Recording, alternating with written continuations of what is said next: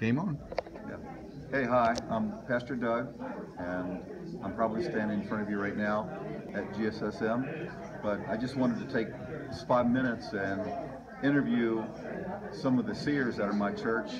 This is Gina, this is Dale, and this is Paul, and they're three of probably a half a dozen of seers, and I call them spiritual armor bearers, but they see things in the spirit, they tell me about them, I incorporate them in the service, and I thought I'd just maybe ask them what the experience is for them. For me as a pastor, I feel very protected and very covered, and I'm like the guy that needs a seeing eye dog. I don't see everything in the spirit, but they actually see angels and lots of different things. So I thought I just might let them maybe say a couple things about what it means to them, how they feel about participating in a church service every Sunday that brings the kingdom of God. So I'll start with the prettiest. Oh, stop. Oh, stop. This is Gina. So Gina, just gonna give like a minute of what it's like. What do you see? Wow. Sometimes I see something in the natural. I might see Jesus standing right in the center.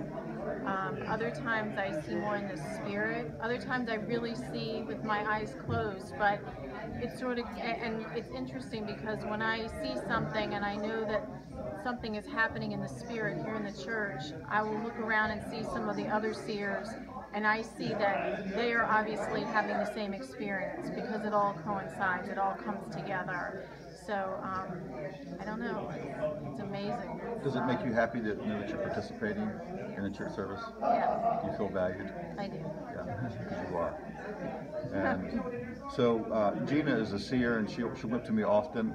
Now, Dale and Paul, I consider them like spiritual armor bearers. I'm going to be talking about this in our discussion today.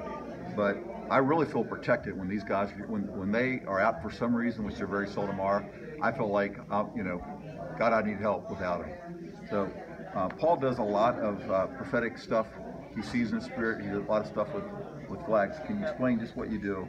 Well, I think when I first started doing this, it was learning how to hear from the Lord.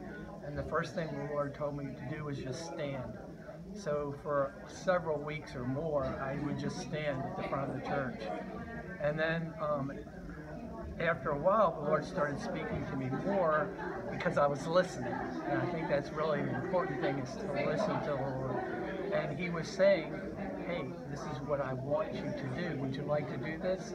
And sometimes I would say, well, I'm not sure about that, but yes.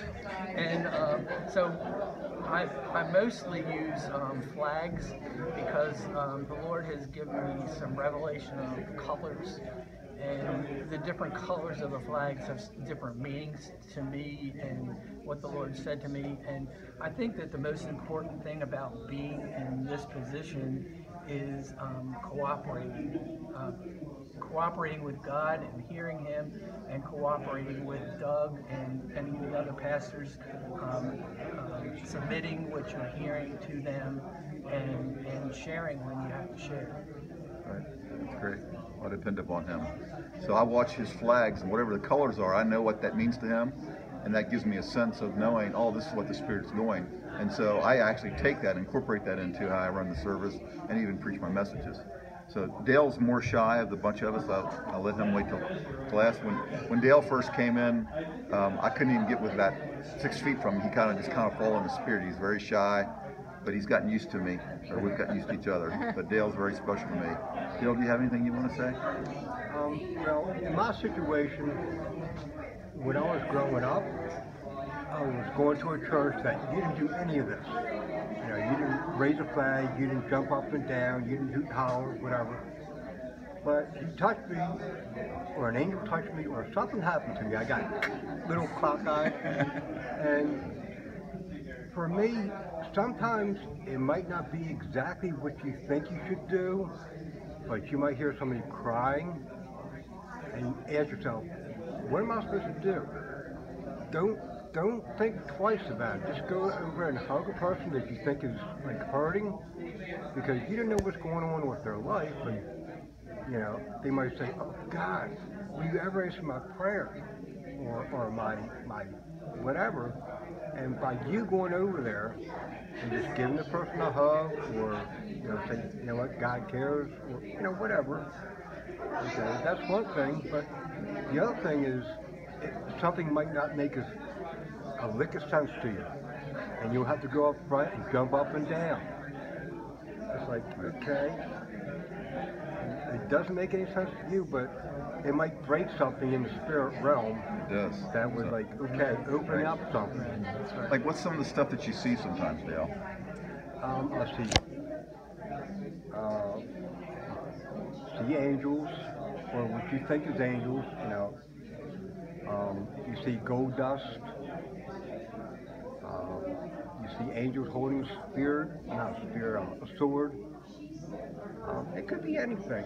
It doesn't really have to make sense to you, but you might see something and say something to somebody else. Okay, you know what? That's the part that was missing.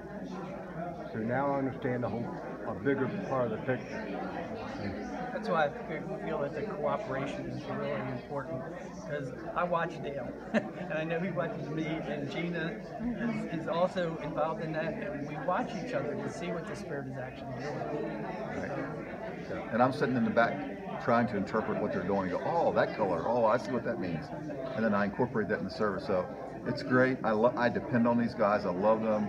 It's caused me to, for my ministry, just to blossom and to be more sensitive in the spirit and just minister the kingdom in such a greater way. So, guys, I appreciate you. You know how much I love you. And thanks for listening, guys. And hopefully you'll enjoy the day as we continue teaching. God bless you, man.